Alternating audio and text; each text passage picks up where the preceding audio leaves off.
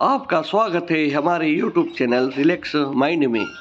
जय श्री कृष्णा मित्रों, गीता जी की 25 शिक्षाएं जो आपका जीवन बदल देगी और आपका जीवन खुशियों से भर देगी। जय श्री राधे मित्रों, आपको ज़िंदगी में जो कुछ भी चाहिए या आपकी जो भी समस्या है, आप श्रीमद् भगवत गीता की यह 25 बातें ठीक से सुन समझ लो। आपकी हर इच्छा पूरी होगी, हर मुश्किल आसान होगी और आपका हर दुख दूर होगा। गीता का यह ज्ञान अमृत से भरा है, जो इंसान के मरे हुए मन और जीवन में एक नई जान डाल देता है। मैं गारंटी के साथ यह बात कह सकता हूँ कि जो कोई भी इन 25 बातों को ध्यान से पूरा वीडियो के अंत तक सुनेगा, उसे अपनी हर समस्या का हल मिल जाएगा, उसे वह सब कुछ मिल जाएगा जो वह पाना चाहता है। श्रीमद् भगवत गीता का सबसे पहला उपदेश ये है कि जिंदगी में कभी भी खुद को किसी का मोहताज मत बनाना, क्योंकि जब तक आप किसी के मोहताज नहीं होते, तब तक आपको कोई दुख नहीं पहुंचा सकता, कोई आपका फ़ायदा नहीं उठा सकता। जिस इंसान के आप मोहताज हो जाओगे, वह आपको एक्सप्लॉइट करना शुरू कर देता है। जिस दिन आपने अपने जीवन को किसी का मोहताज बना दिया, उसी दिन से आपको उसकी गुलामी करनी पड़ती है। औरों की तो छोड़ो, जो लोग अपने नौकरों के काम वाली भाइयों के मोहताज हो जाते हैं, तो उनका सब कुछ सहना शुरू कर देते हैं, क्योंकि उन्हें पता होता है कि आपका काम उनके बिना चल ही नहीं पाएगा और आप खुद से खुद का काम कर नहीं पाएंगे। और दूसरा कोई आपको मिल नहीं रहा, तो उनका आपको परेशान करना शुरू हो जाता है। लेकिन जब उन्हें यह समझ आता है कि आप अपना काम खुद कर सकते हैं, आपको दूसरे 1000 ऑप्शन मिल सकते हैं, तो वह चुपचाप अपना काम करेंगे।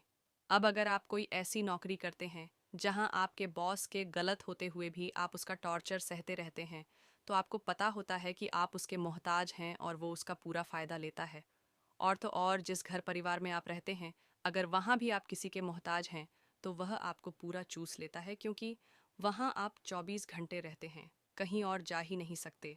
आपके सर पर चढ़ के नाचेगा वह इंसान और आपको पूरी तरह से अपने कंट्रोल में रखेगा।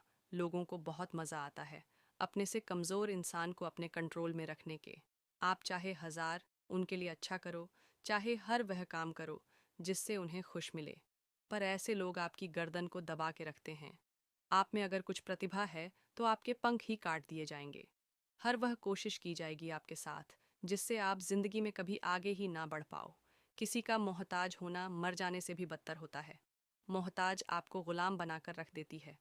आपने कभी गौर किया कि आपकी जिंदगी वही लोग खराब करते हैं जिनके आप मोहताज हो जाते हैं? आपका सारा दुख वहीं से आता है, जिसके आप मोहताज होते हैं। मोहताज सिर्फ शरीर या काम की नहीं होती, सबसे बड़ी मोहताज मन की होती है, कि जिंदगी में कोई हमें चाहिए, हमें संभालने के लिए, नहीं तो हम खुश नहीं रह पाएंगे।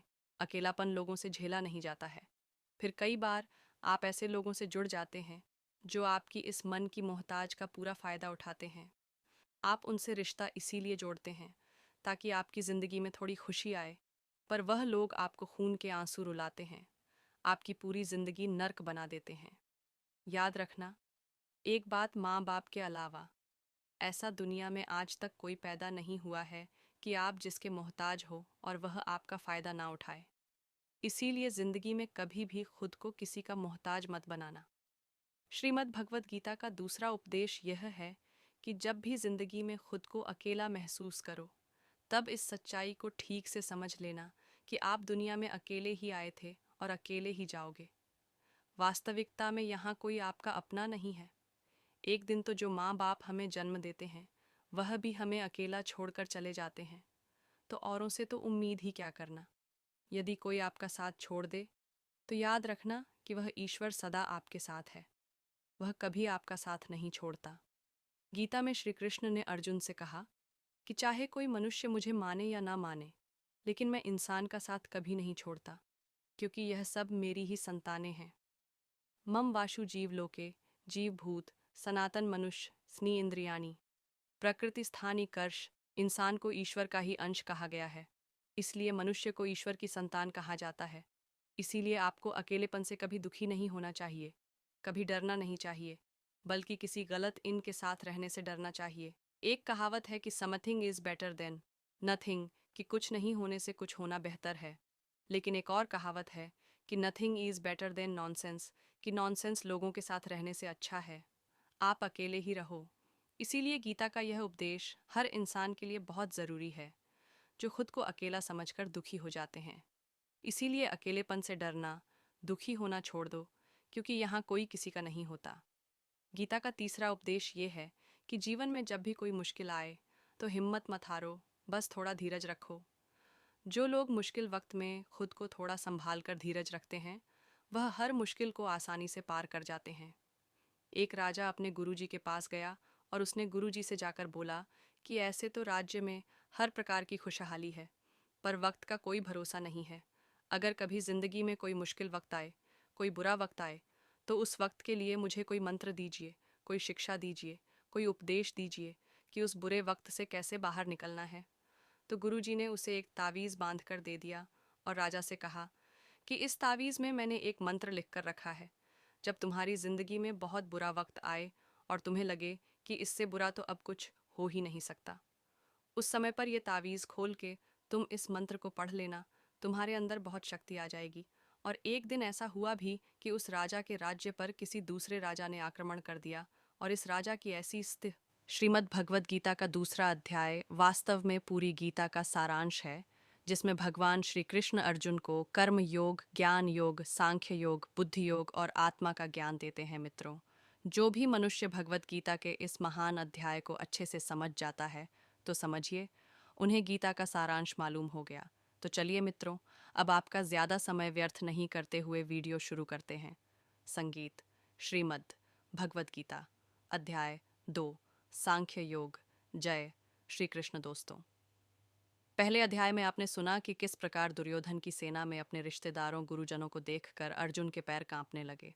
युद्ध में अपने कुल के नाश का डर अर्जुन को सताने लगा और शोक से संतप्त हुआ।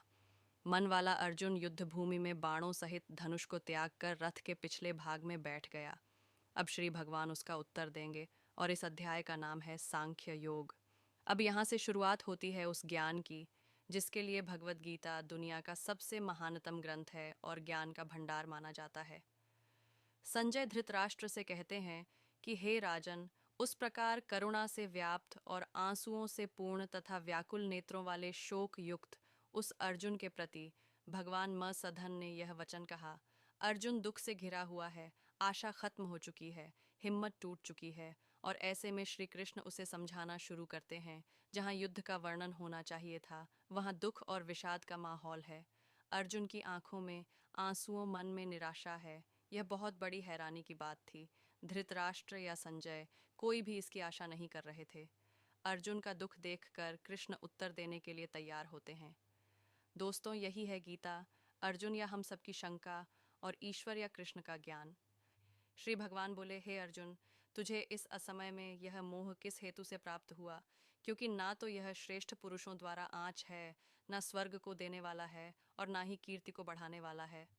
युद्ध के समय ऐसी शंका, यह तो असमय है। दोस्तों, इस तरह अपने शत्रु के प्रति मोह दिखाने का काम अर्जुन जैसे योद्धा कैसे कर सकते हैं?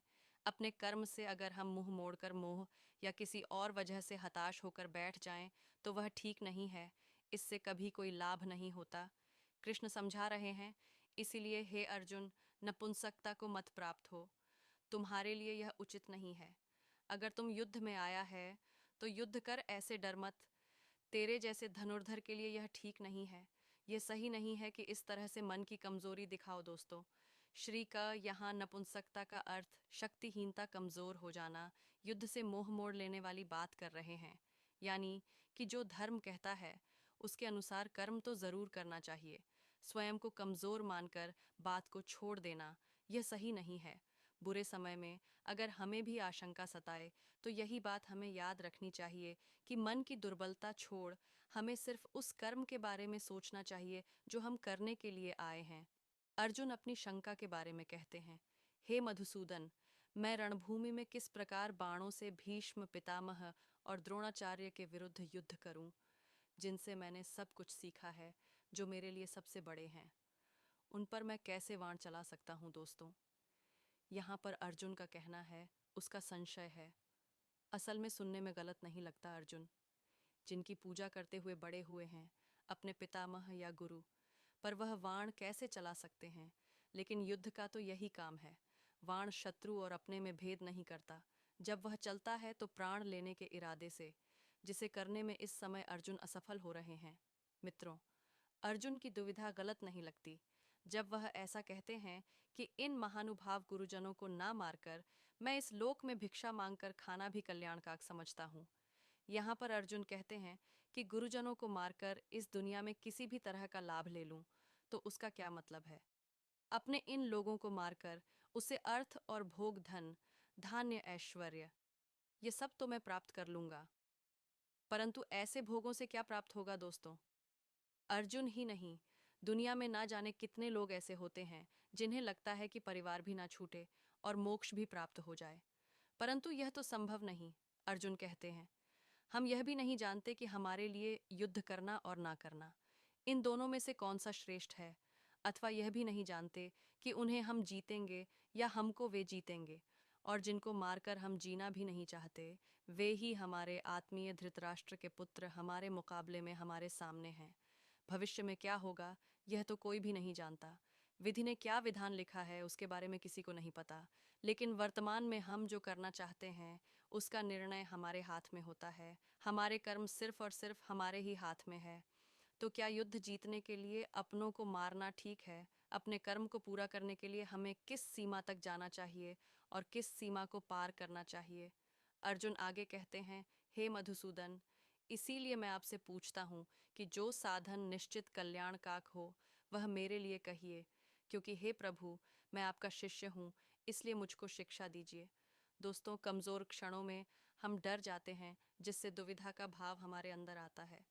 अर्जुन यह मान रहे हैं कि वह दुविधा में है, कायरता का दोष वह अपने ऊपर ले रहे हैं, और तभी तो वह कहते हैं कि श्री कृष्ण, मैं आपका छात्र हूँ, मुझे बताइए क आपको जिंदगी में जो कुछ भी चाहिए या आपकी जो भी समस्या है, आप श्रीमद् भगवत गीता की यह 25 बातें ठीक से सुन समझ लो। आपकी हर इच्छा पूरी होगी, हर मुश्किल आसान होगी और आपका हर दुख दूर होगा। गीता का यह ज्ञान अमृत से भरा है, जो इंसान के मरे हुए मन और जीवन में एक नई जान डाल देता है। मैं गारंटी के साथ यह बात कह सकता हूँ कि जो कोई भी इन 25 बातों को ध्यान से पूरा वीडियो के अंत तक सुनेगा, उसे अपनी हर समस्या का हल मिल जाएगा, उसे वह सब कुछ मिल जाएगा जो वह पाना चाहता है। श्रीमद् भगवत गीता का सबसे पहला उपदेश ये है कि जिंदगी में कभी भी खुद को किसी का मोहताज मत बनाना, क्योंकि जब तक आप किसी के मोहताज नहीं होते, तब तक आपको कोई दुख नहीं पहुंचा सकता, कोई आपका फ़ायदा नहीं उठा सकता। जिस इंसान के आप मोहताज हो जाओगे, वह आपको एक्सप्लॉइट करना शुरू कर देता है।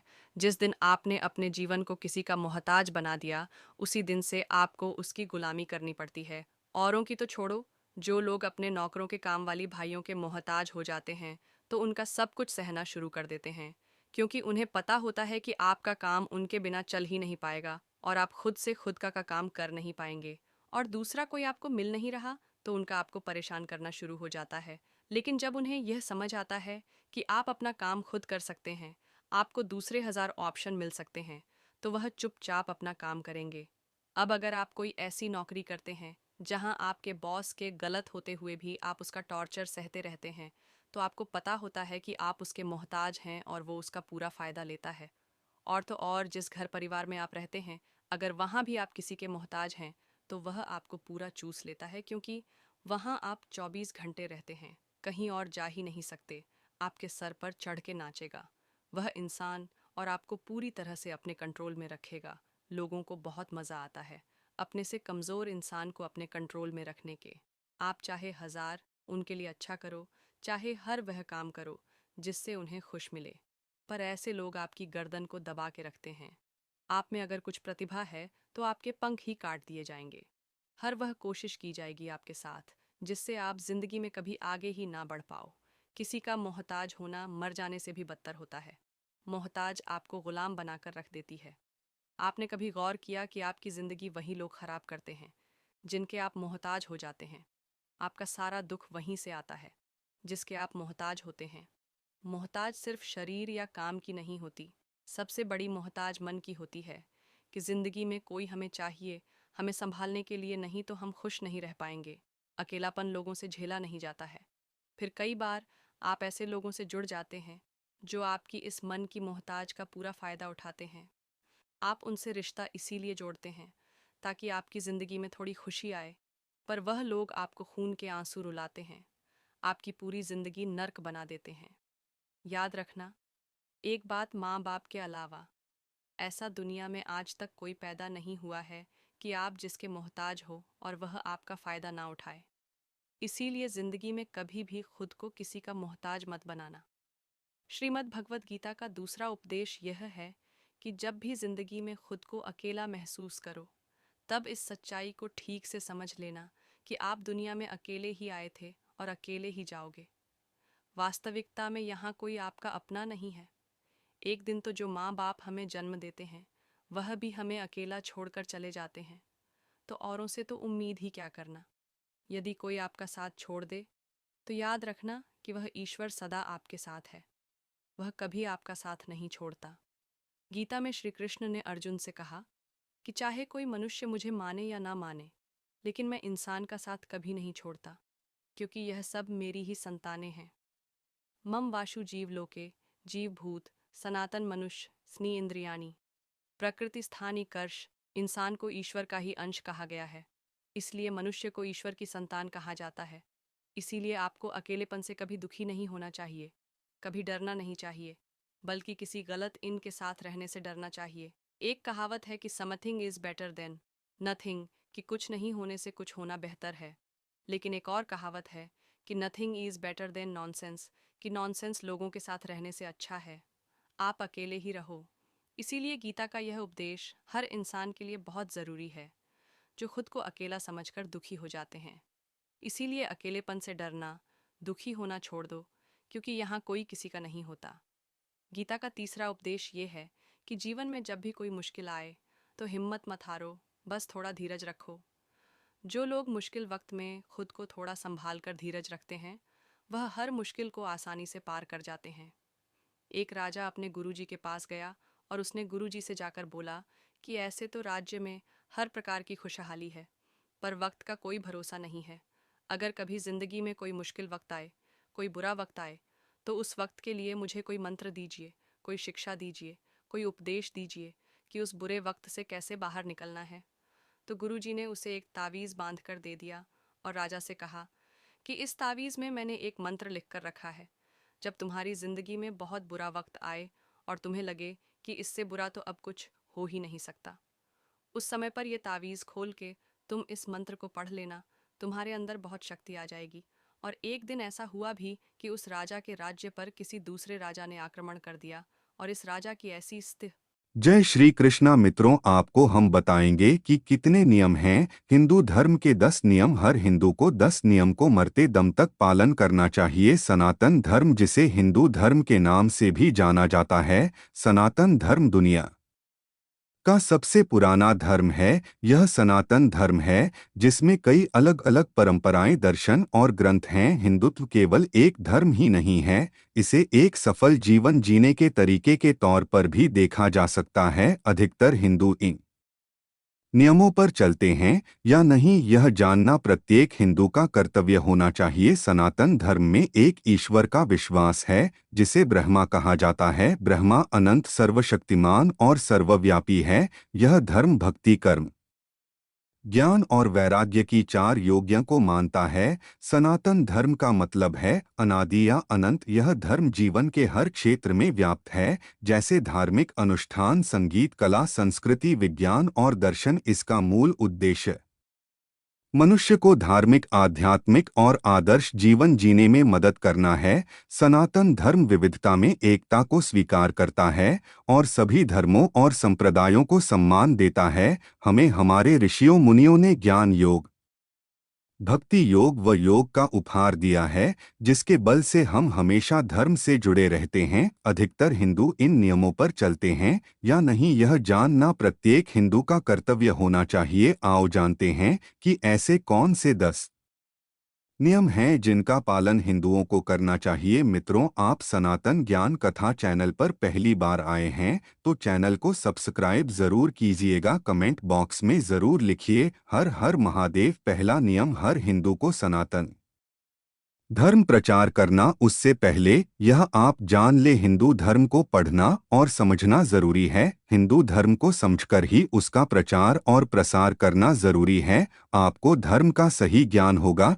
तभी उस ज्ञान को दूसरे को बताना चाहिए बहुत सारे हमारे हिंदू भाई हैं जिन्हें अपने ही धर्म के बारे में कुछ भी नहीं पता है। प्रत्येक व्यक्ति को धर्म प्रचारक होना जरूरी है। इसके लिए भगवा वस्त्र धारण करने या सन्यासी होने की जरूरत नहीं आ बैगर बाबा बने पढ़ लिखकर धर्म का प्रचार कर सकते हैं। चलिए हम अपने धर्म के बारे में आपको हम कुछ ज्ञान संक्षिप्त में देते हैं। मित्रों, धर्म का आधार है 4 ग्रंथ वेद, उपनिषद, स्मृति और गीता और 4 आश्रम, ब्रह्मचर्य, गृहस्थ, वानप्रस्थ और संन्यास। हिंदू धर्म में 4 पुरुषार्थ धर्म, अर्थ, काम और मोक्ष है। 4 धाम जगन्नाथ, द्वारिका, बद्रीनाथ और रामेश्वरम। 4 मास, सौर मास, चंद्रमास, नक्षत्र मास और सावन मास, चातुर्मास, श्रावण, भाद्रपद, आश्विन और कार्तिक। 4 पीठ, ज्योतिर्पीठ, गोवर्धन पीठ, शारदा पीठ और श्रृंगेरी पीठ। 4 पद, ब्रह्मा पद, रुद्र पद, विष्णु पद और परम पद, सिद्ध पद आदि को जानना जरूरी है।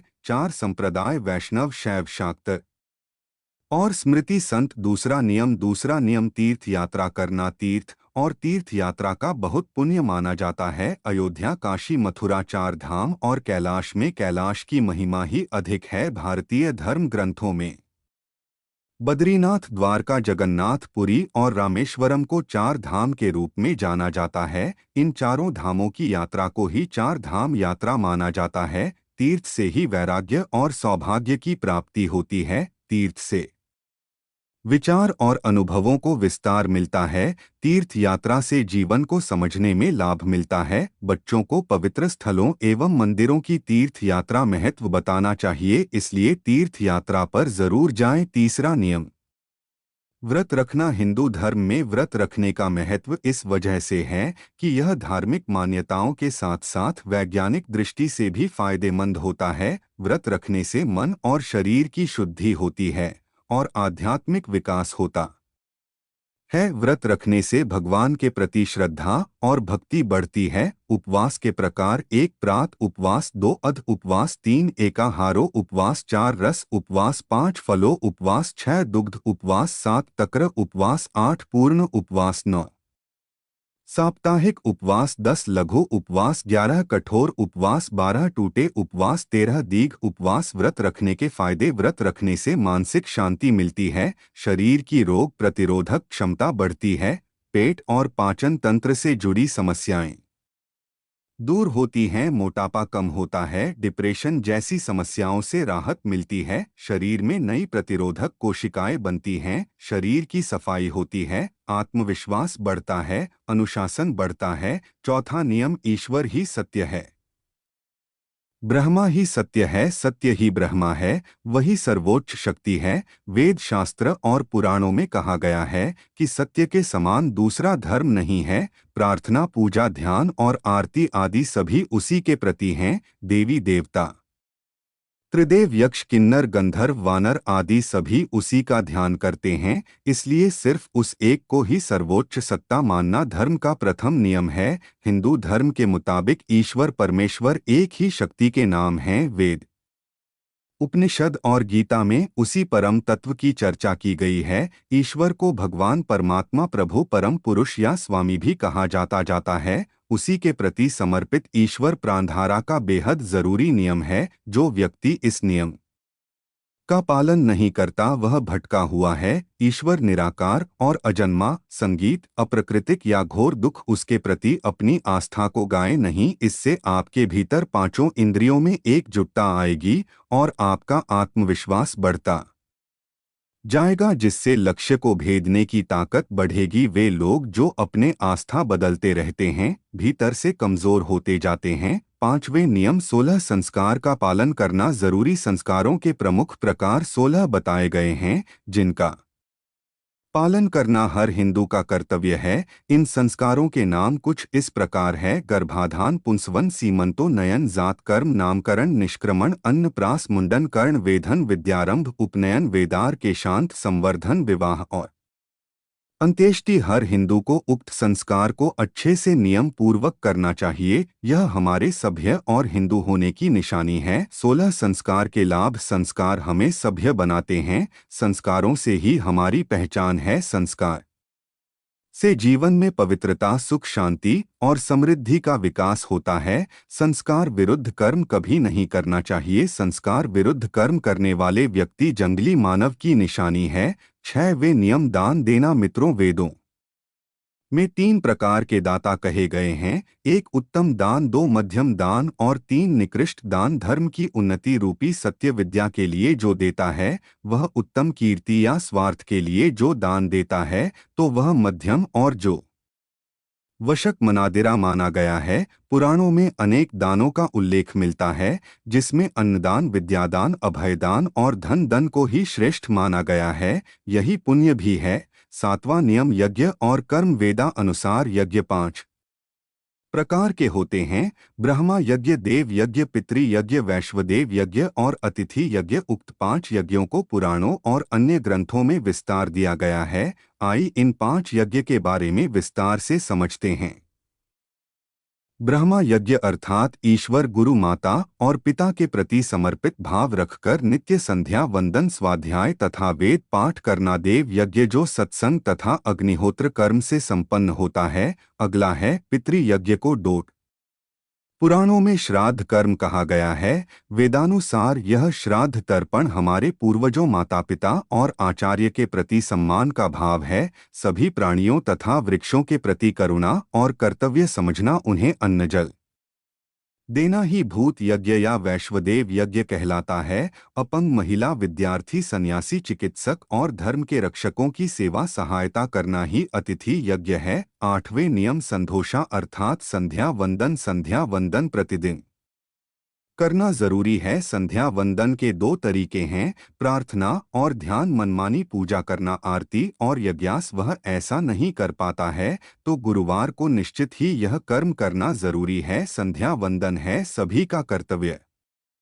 संध्या वंदन के लाभ। मित्रों, प्रतिदिन संध्या वंदन करने से जहां हमारे भीतर की नकारात्मकता का निकास होता है, वहीं हमारे जीवन में सदा शुभ और लाभ होता रहता है। इससे जीवन में किसी प्रकार का भी दुख और दर्द नहीं रहता। हालांकि संध्या वंदन इसीलिए नहीं की जाती, बल्कि संध्या वंदन ईश्वर के प्रति प्रार्थना है। 9वें नियम संक्रांति और कुंभ पर्व मनाना। इस बार का महाकुंभ उत्तर प्रदेश के प्रयागराज में होना है। मनमाने त्योहारों को मनाने से धर्म की हानि होती है। ऐसे त्योहार आपको नहीं करना चाहिए जो कि धर्मशास्त्र में लिखा नहीं है। धर्मशास्त्र में मकर संक्रांति का बहुत महत्व है। माना जाता है कि मकर संक्रांति के समय सभी देवता धरती पर विचरण करते हैं। कोई भी व्रत अगर आप रखते हैं तो कुछ सावधानियां भी बरतना होगा। पुण्य काल में कठोर बोलना, वृक्ष काटना, गाय को मारना व मैथुन काम विषक कार्य कदापि नहीं करना चाहिए। दव नियम सेवा करना। हिंदुओं के ज्यादा संत सेवा लेते हैं, सेवा करते नहीं। यही धर्म की सबसे बड़ी हानि है। सेवा के कई प्रकार हैं, रक्षा का एक रूप है सेवा। हिंदू धर्म में सभी कर्तव्यों में श्रेष्ठ सेवा का बहुत महत्व